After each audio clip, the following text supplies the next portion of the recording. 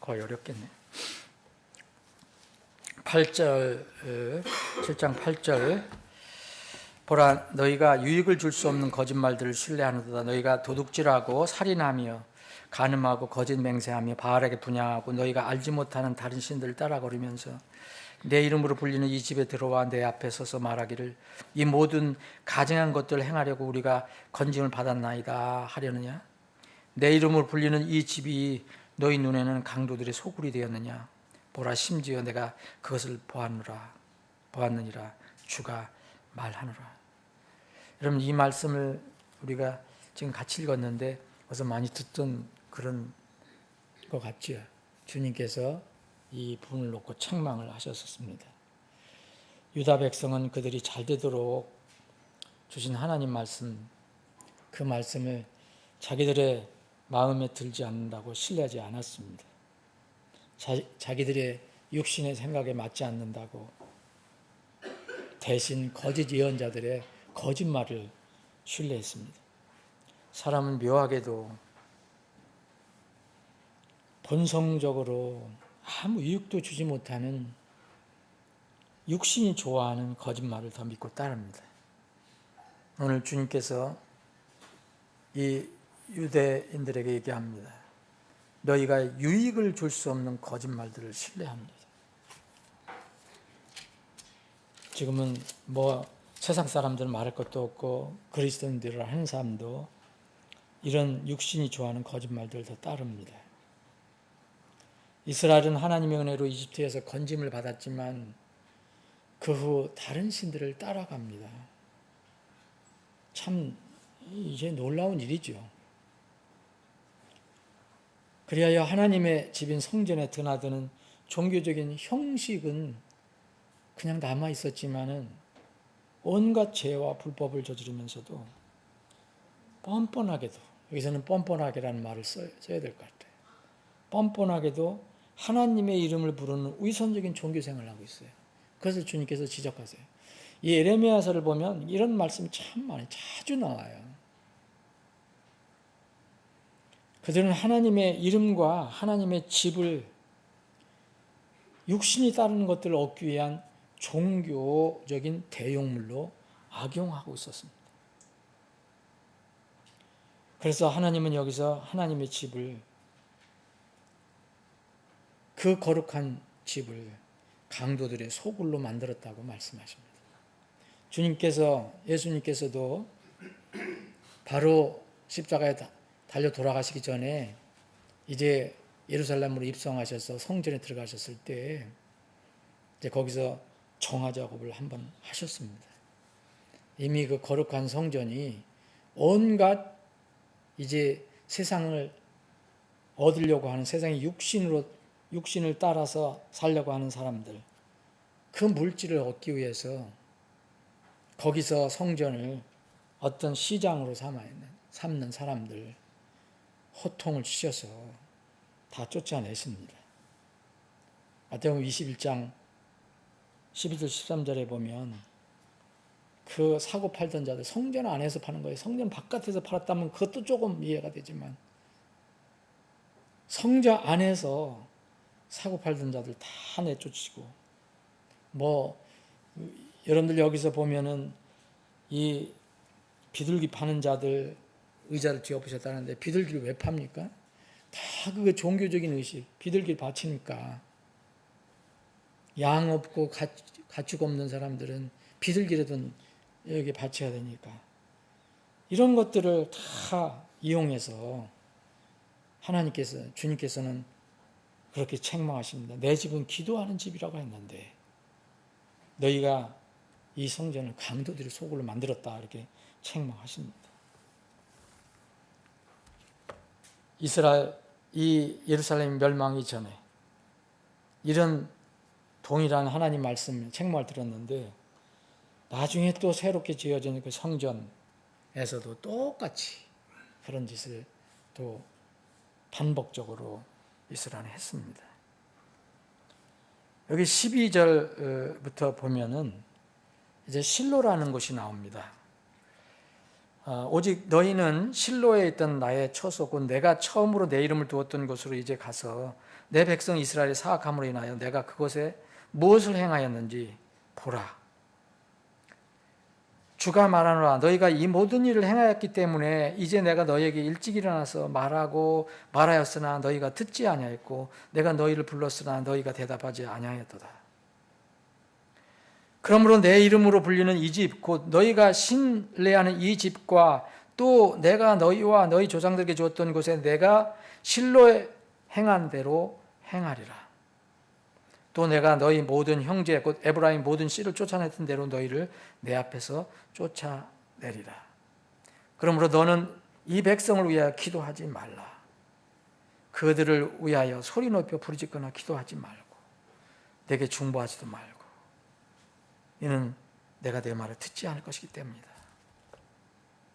하나님의 경로를 일으킨 유다의 죄들에 대해서 주님께서 설명을 하고 있습니다.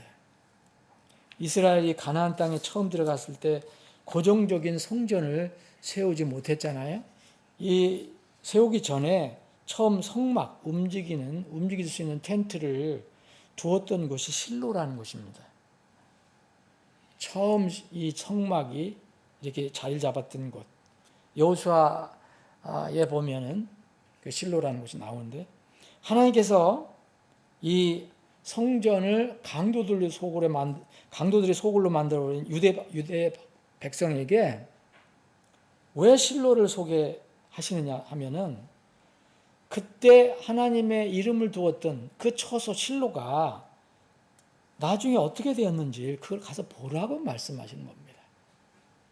그 실로는 이때 당시에 실로는 처음 하나님의 이름을 두었던 곳이지만 성막이 있었던 곳이지만 황폐하게 변하고 말았습니다. 실로는 원래 처음에 하나님께서 이름을 두시고 난 뒤에 사사시대까지 이스라엘의 정치, 종교의 중심 지역이었습니다. 예레미야 시대에는 그런데 완전히 폐해가 되고 말았어요. 비록 하나님의 거룩한 성막이 있었던 곳이지만 거기에도 여전히 형식과 위선만 남아있었고 생명의 믿음이 존재하지 않는 곳이었습니다. 그래서 하나님은 더 이상 거기서 머물 수 없었다고 말씀하십니다. 예루살렘도 하나님께서 거하시는 거룩한 성전이라고 그랬어요. 그런데 이제 거짓 종교, 위선적인 종교만 남아있어요. 그러면 너희들이 실로를 가서 봐라. 그게 어떻게 됐느냐?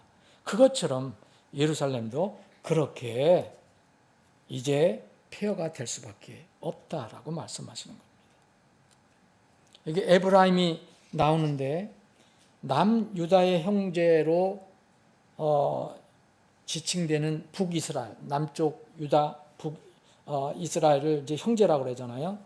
근데 북이스라엘의 12지파 중에 대표되는 그 지파 이름입니다. 에브라임. 그래서 때로는 여러분 성경 읽을 때 에브라임이라고 하면은 그게 북이스라엘 전체를 가르치는 것을 여러분들 이해하셔야 돼요.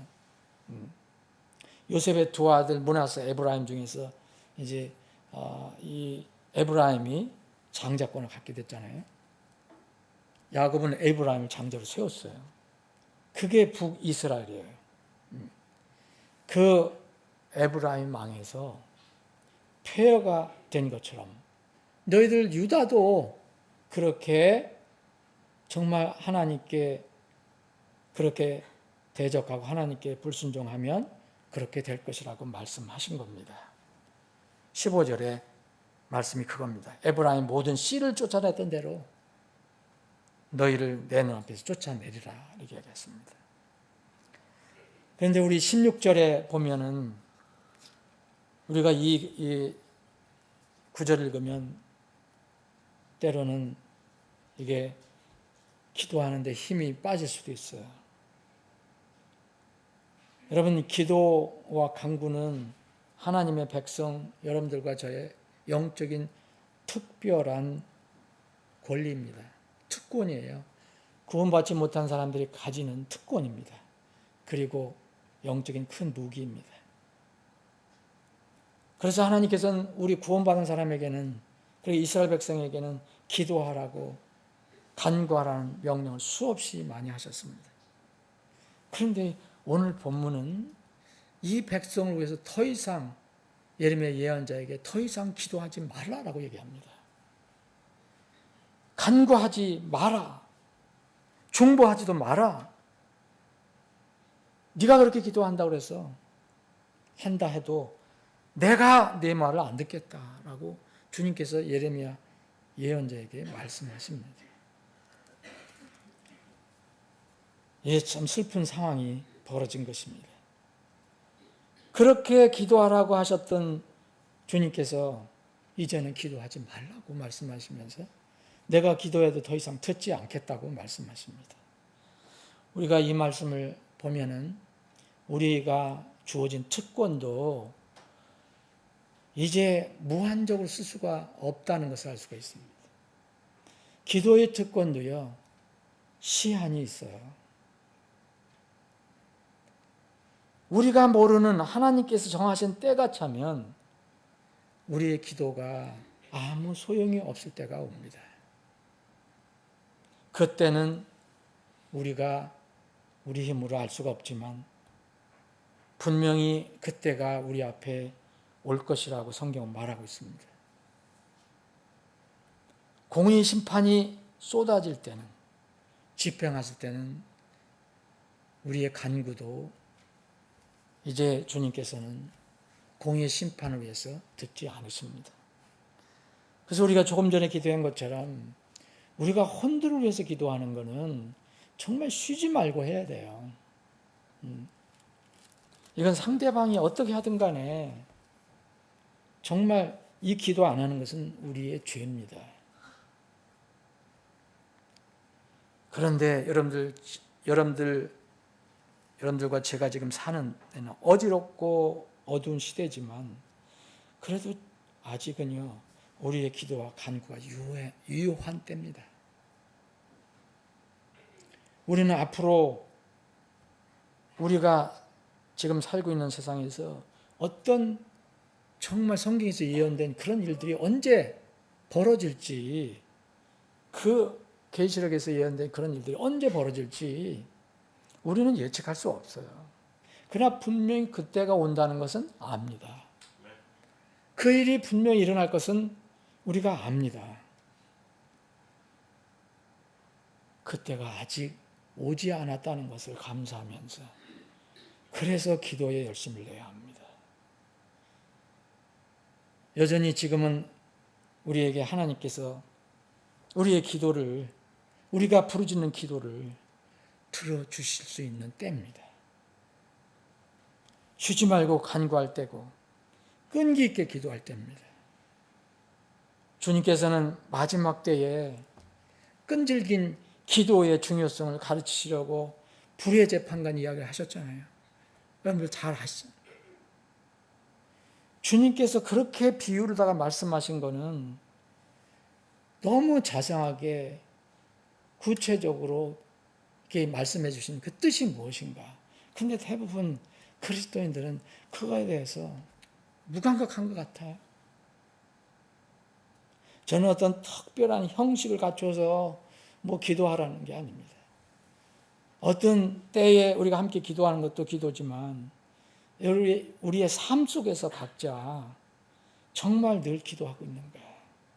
누가복음 18장 1절에 보면 그 이야기를, 불의의 재판관 이야기를 하시며 이렇게 얘기합니다. 사람들이 항상 기도해야 하고 또 낙심하지 말아야 할 것을 가르치시려고 그분께서 그 비유를 그들에게 말씀하셨다고 그랬어요. 제가 최근에 어느 가정을 신방을 했는데 저에게 도전이 되는 것을 제가 마음속에 도전이 되는 것을 숨길 수 없었습니다.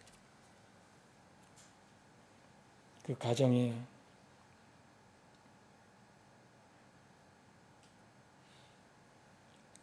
써서 붙여져 있는 것을 봤습니다. 제가 온다고 붙인 것도 아니고 늘 그 가정이 붙여져 있는 것이라고 생각됩니다. 오래된 것 같은데. 신앙생활의 3대 큰 악이 뭐냐? 사람마다 다 정의하게 따라서 다를 겁니다. 여러분들이 신앙생활의 3대 악이 뭡니까? 저는 이것을 보고 사역자인 저에게 도전을 또 주시는구나 하는 생각을 가졌습니다. 거기에 기록된 것은 3대 악은 그리스도인의 3대 악, 신앙생활의 3대 악, 중도 포기, 게으름, 사람들을 기쁘게 함. 우리는 정말 기도에 게으를 수 있습니다. 그리고 우리는 쉽게 포기합니다. 저는 그런 말도 들었습니다. 우리 지들 중에서 아예 얘기해봐요. 소용이 없어요. 그 사랑하는 사람들. 그래서 아무리 기도해도 듣지도 않는다는 거죠. 그러나 그것은 우리가 할 얘기가 아닙니다. 중도 포기는 정말 신앙생활의 악입니다. 우리가 왜 포기를 합니까?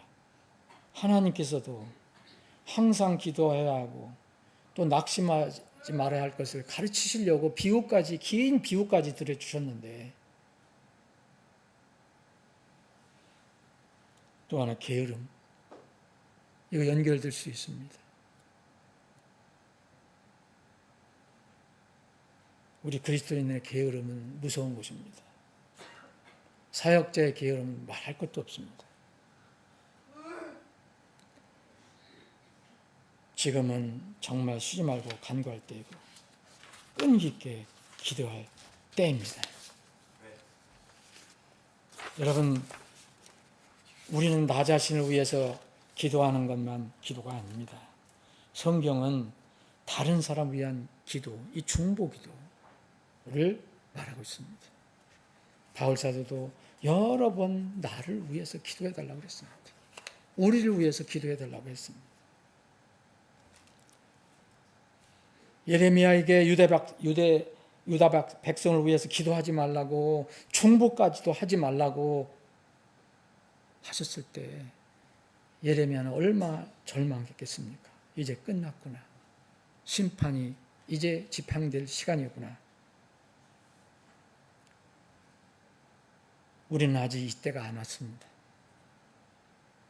그래서 우리는 끝까지 포기하지 않고 정말 중도 포기하지 않고 게으르지 말고 기도하고 하나님의 뜻을 구해야 합니다. 그러한 여러분들과 제가 되기를 주님의 이름으로 소망합니다. 아버지 하나님,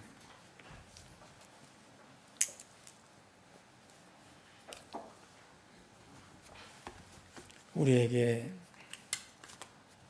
엄청난 은혜와 선물을 주시고 또 인도 보호해 주시는 것을 우리는 때때로 인식하지 못하고